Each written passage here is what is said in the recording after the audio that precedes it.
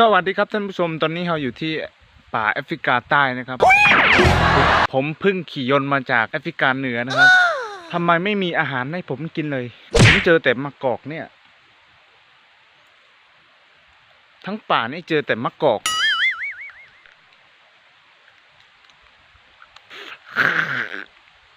อีกอยู่ใส่อีก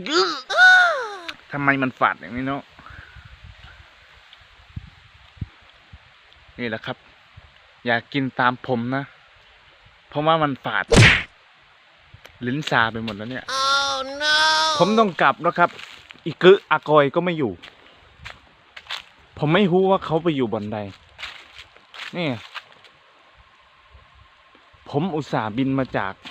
ผมอุตส่าห์ขี่ยนต์มาจากแอฟริกาเหนือนะ wow. เพื่อจะมาหาคุณเนี่ยคุณไปอยู่บนใด